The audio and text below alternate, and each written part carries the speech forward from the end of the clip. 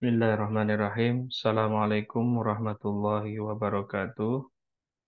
Bismillahirrahmanirrahim. Raditu billahi rabba wa bil islam hidina wa bi Muhammadin sallallahu alaihi wasallam nabiyya.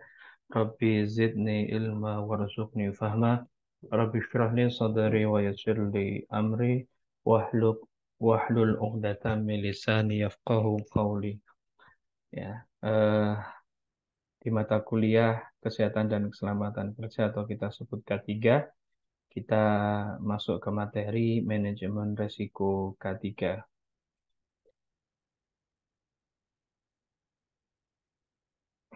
Ya, mungkin kita perlu ketahui apa itu resiko. Ya, resiko adalah suatu keadaan yang dihadapi suatu perusahaan di mana terdapat kemungkinan yang merugikan. Maka dengan itu kita perlu manajemen risiko K3, berarti atau yang bisa kita definisikan suatu upaya untuk mengelola risiko K3 dalam hal ya untuk mencegah terjadinya kecelakaan yang tidak diinginkan secara komprehensif, terencana, dan terstruktur dalam suatu kesisteman yang baik. Jadi setelah kita mengetahui resiko, ya kita paham apa itu resiko, ya gimana tadi sudah kita sebutkan bahwa suatu keadaan perusahaan ya yang mungkin eh, dapat mengalami kerugian, maka diperlukan manajemen risiko tersebut. Ya, untuk apa? Untuk mencegah terjadinya kecelakaan.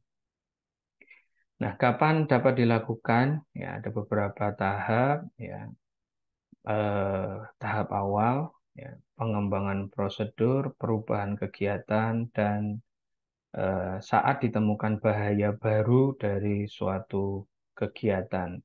Artinya peribahasa siap payung sebelum hujan, ya artinya kita mempersiapkan sebelum terjadinya kecelakaan atau akibat dari kecelakaan itu lebih baik ya daripada dilakukan analisis atau dan lain-lain setelah terjadinya kecelakaan. Jadi kita bisa melakukan lebih awal ya.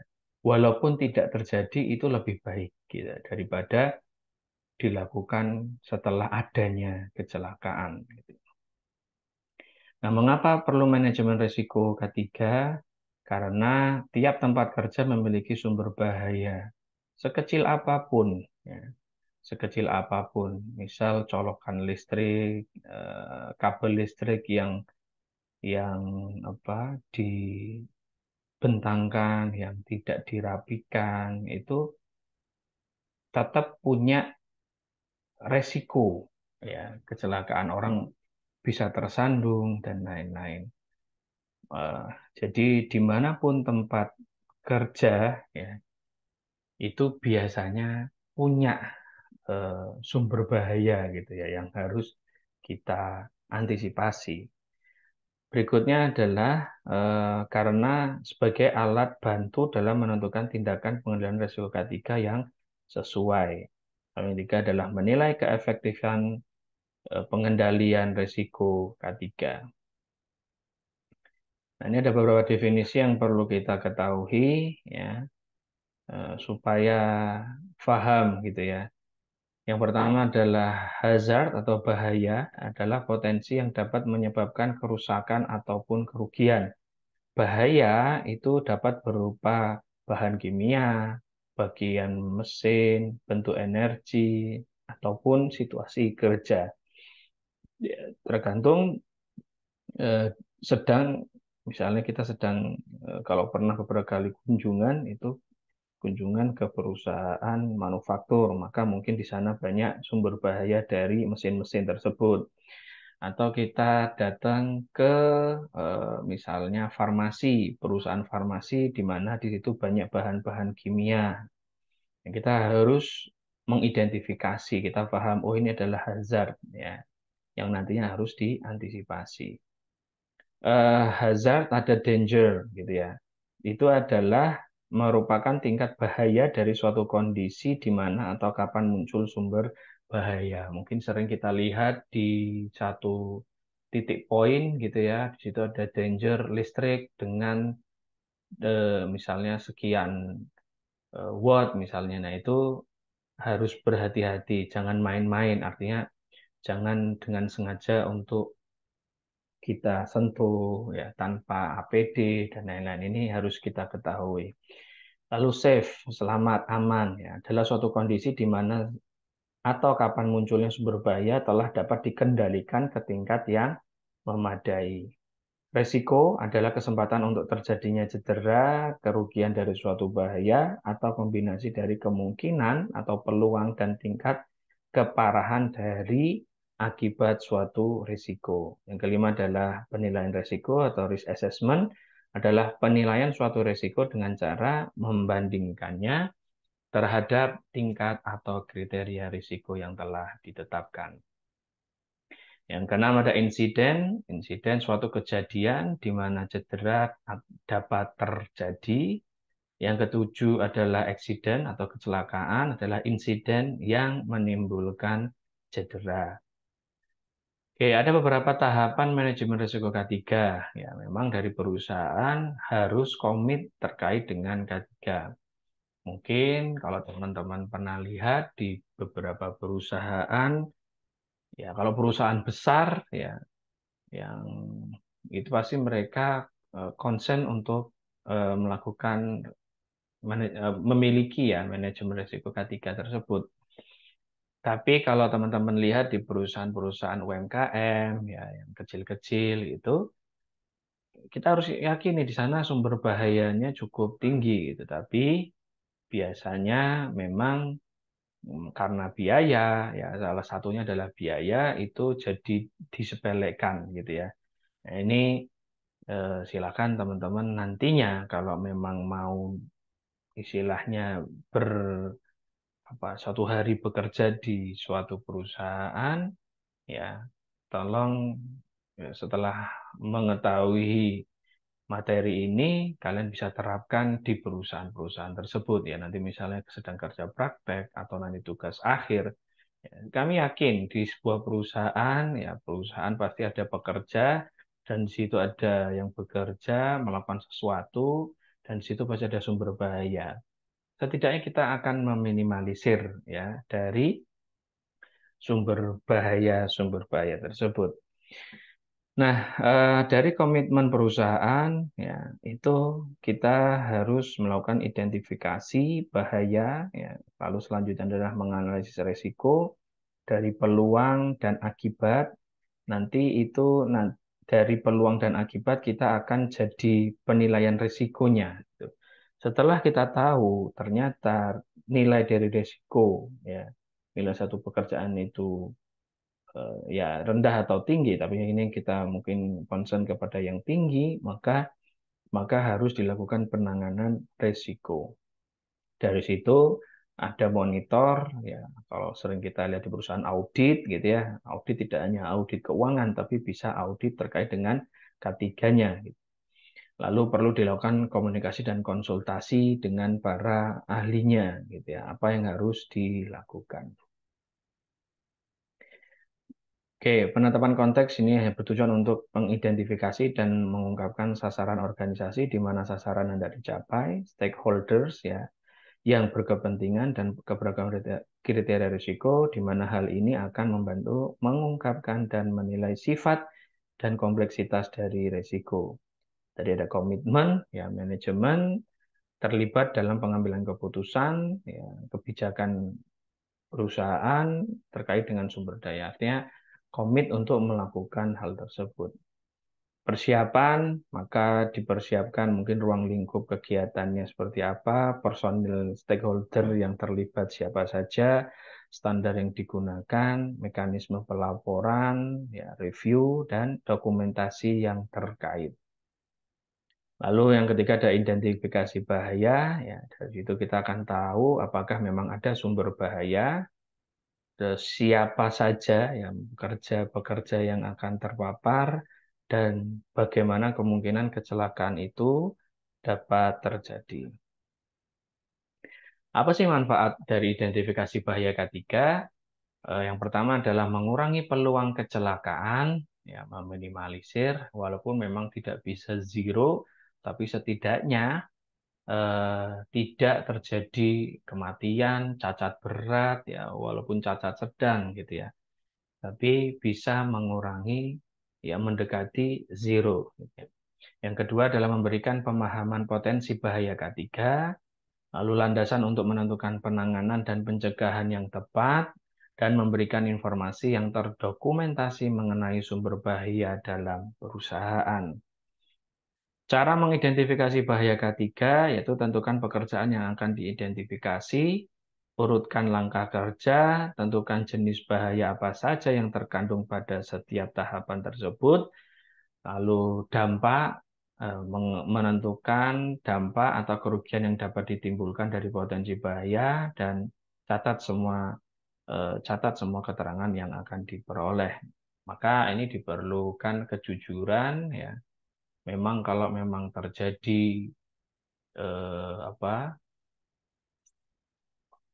dampak, ya artinya mengetahui ini sangat berbahaya, harus dilaporkan apa adanya. Jangan diremehkan, jangan dibuat seakan-akan ini tidak ada masalah, tapi nanti jika terjadi kecelakaan kerja maka akan membuat apa ya tadi misalnya kematian atau cacat berat, ya, artinya cacat berat itu bisa kehilangan anggota tubuh dan lain-lain. Oke, yang keempat adalah analisa resiko. Ya, kegiatan analisa risiko atau resiko dengan cara menentukan besarnya kemungkinan dan tingkat keparahan dari akibat suatu resiko. Yang kelima adalah penilaian resiko dengan cara membandingkannya terhadap kriteria risiko yang telah ditentukan. Oke, analisa penilaian risiko dilakukan dengan menggunakan parameter seperti peluang, akibat, dan paparan. Nah, kita harus ketahui apa itu peluang, akibat, dan paparan. Kalau peluang adalah kemungkinan terjadi kecelakaan ketika terpapar bahaya. Akibatnya adalah tingkat keparahan yang mungkin terjadi akibat bahaya yang ada. Lalu paparan tadi adalah frekuensi seseorang akan terpapar bahaya. Acuan dalam penilaian risiko K3 itu informasi tentang suatu aktivitas, ya, bagaimana durasinya, frekuensi, lokasinya seperti apa, pekerjanya, personilnya, gitu ya. Pengendalian yang sudah ada, peralatan dan bahan yang digunakan, data penyakit akibat kerja, hasil survei, dan referensi-referensinya. Nah, cara penilaian risiko ada kualitatif, semi kuantitatif, dan kuantitatif. Dengan cara kualitatif, metode ini menganalisa dan menilai suatu risiko dengan cara membandingkan terhadap suatu deskripsi dari parameter, ya, peluang dan akibat yang digunakan. Umumnya, pada metode ini menggunakan bentuk matriks risiko dengan dua parameter, peluang dan akibat. Ya, maka nanti kita akan memberikan contoh sistem penilaian yang ada. Nah, di sini ada peluang, ya, kemungkinan, dan akibat. Gitu ya. Tabel peluang dan kemungkinan ada 5 kriteria, dan tabel akibat juga ada 5 kriteria. Kita bisa lihat tabel peluang atau kemungkinan dari sangat jarang terjadi, ya, artinya suatu insiden mungkin dapat terjadi pada suatu kondisi yang khusus, ya, setelah bertahun-tahun. Jadi sangat jarang terjadi, sangat jarang terjadi, eh, artinya kecelakaan atau ini hampir tidak, ya, bertahun-tahun, mungkin 5 tahun ada satu kejadian misalnya. Lalu yang kedua adalah mungkin dapat terjadi, ya, atau suatu kejadian yang mungkin terjadi pada beberapa kondisi tertentu, namun kecil kemungkinan terjadinya. Yang ketiga ada kadang-kadang, ya, suatu kejadian akan terjadi pada beberapa kondisi tertentu.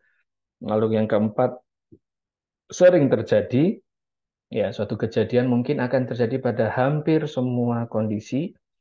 Yang kelima adalah suatu kejadian pasti akan terjadi pada semua kondisi kegiatan yang dilakukan. Jadi nanti kalau yang kelima ini memang hampir mungkin bisa dalam sehari pasti terjadi eh, kejadian, ya, kejadian kondisinya berlangsung gitu ya. Itu untuk tabel peluang atau kemungkinan. Ada tabel akibat ya dari nomor satu mungkin tidak signifikan ya, berarti tidak ada cedera atau kerugian materi yang sangat kecil. Yang kedua adalah minor, ya. Minor memerlukan perawatan P3K, ya, kerugian materinya sedang. Yang keempat itu sedang, memerlukan perawatan medis dan mengakibatkan hilangnya hari kerja, ya, atau bahkan hilangnya fungsi anggota tubuh untuk sementara waktu, ya, dengan kerugian materi yang cukup besar, ya, mungkin kayak cedera kepala, gitu ya, atau tangan, ya, apa sampai tersobek besar, misalnya harus dijahit, ya, maka dia mungkin bisa harus atau tidak bisa bekerja untuk hari berikutnya, gitu ya. Lalu yang keempat adalah mayor, yaitu cedera yang mengakibatkan cacat, ya, hilangnya salah satu fungsi tubuh secara total, ya, tidak berjalannya proses produksi, kerugian materi besar, ya. Ini pernah juga terjadi di suatu instansi, gitu ya, karena mungkin kurang aware, gitu ya, sehingga saat melakukan satu kegiatan karena ada ya terjadi kecelakaan sehingga kehilangan salah satu ruas jari. Ya, ini salah satu mungkin yang bisa masuk di kategori nomor 4 atau mayor gitu ya. Yang kelima adalah bencana, ya. Itu adalah menyebabkan kematian, ya. Ya, pastinya kalau sudah kematian ya ada beberapa materi ya kerugian materi yang sangat besar. Nah, memang mungkin kalau dari referensi ada beberapa referensi yang ada gitu ya. Tapi kita menggunakan referensi AS NZS 4360-1995 gitu ya. Nah, ini dia punya ranking resiko gitu ya. Bila itu 1 sampai 4 maka dia termasuk ya. Jadi nanti dari akibat dan peluang itu dikalikan ya, dikalikan itu nanti dia masuk di kategori yang mana. Nah, kalau dia masuk di 1 sampai 4 maka itu termasuk risiko rendah. Kalau masuk 5 sampai 9 itu adalah risiko sedang, 10 sampai 16 itu risiko tinggi, 17 sampai 25 itu adalah risiko sangat tinggi. Nah, ini kita bisa lihat setelah perkalian tadi dengan akibat dan peluang itu dia masuk di ya sudah kita sepakati tadi ya. Kalau dia masih di 4 berarti dia masih L atau rendah gitu ya. Risiko cukup ditangani dengan prosedur rutin yang berlaku. Misalnya dia tergores sedikit ya maka cukup diberikan betadin atau tensoplast, tapi secara proses akan tetap berjalan. Nah, kalau tadi masuk di eh, antara 5 sampai 9 ya, maka dia masuk di moderat ya, tidak melibatkan manajemen puncak namun sebaiknya segera ambil tindakan penanganan kondisi yang bukan darurat ya. Ya, itu memang harus ada tindakan lebih lanjut gitu ya. Kalau dia sudah masuk di antara 10 sampai 16, maka dia masuk ke level tinggi ya, memerlukan perhatian dari pihak manajemen dan melakukan tindakan perbaikan secepat mungkin. Maka ya kalau tadi apa H itu berarti masuk di risiko tinggi ya. Jadi memang harus ada tindakan dari manajemen ya untuk dilakukan tindakan lebih lanjut gitu ya. Yang terakhir adalah eh, VH atau very high gitu ya. Sangat tinggi itu memerlukan di angka di antara 17 sampai 25 ya. Itu adalah memerlukan perencanaan khusus di tingkat manajemen puncak dan penanganan dengan segera di mana kondisi darurat gitu ya. Oke, penanganan risiko, risiko dapat diterima, perusahaan perlu memastikan bahwa monitoring terus dilakukan, ya risiko tidak dapat diterima jika perusahaan harus menetapkan bagaimana risiko tersebut ditangani hingga tingkat risiko minimum. Ini ada 5 hierarki pengendalian risiko K3. Yang pertama bisa dilakukan eliminasi, ya mungkin mengganti sumber dayanya, ya jika memang itu menjadi bahaya. Tapi kalau eliminasi tidak bisa, maka dilakukan substitusi. Ya, jadi pergantian atau diselipkan, artinya apa ya? Di- Bukan digantikan kayak eliminasi itu kan, kalau eliminasi itu dibuang gitu ya. Kalau substitusi diganti ya. Lalu yang ketiga, kalau memang itu tidak bisa, turun lagi ke rekayasa engineering ya, mungkin layout dan lain-lain. Lalu yang keempat ada pengendalian administrasi, misalnya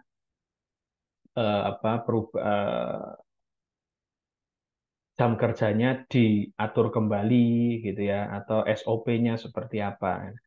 Jika itu memang tidak bisa, maka pengendalian risiko ketiga bisa dengan alat pelindung diri ya. Dan alat pelindung diri ini banyak, tergantung. Kalau dia las, berarti dia harus menggunakan kacamata anti sinar misalnya ya. Terus menggunakan sarung tangan dan lain-lain. Kalau tadi saya bilang di awal di perusahaan farmasi, maka akan ketemu dengan bahan-bahan kimia. Nah, kalau bahan kimia tadi tidak bisa lagi dieliminasi atau substitusi karena memang itu bahannya, maka tadi dengan alat pelindung diri untuk meminimalisir resiko. Ya, ini sudah kita sampaikan tadi eliminasi dengan menghilangkan sumber bahaya, substitusi mengganti sumber bahayanya, ya, mengganti serbuk dengan pasta, proses sapu menjadi vakum, gitu ya.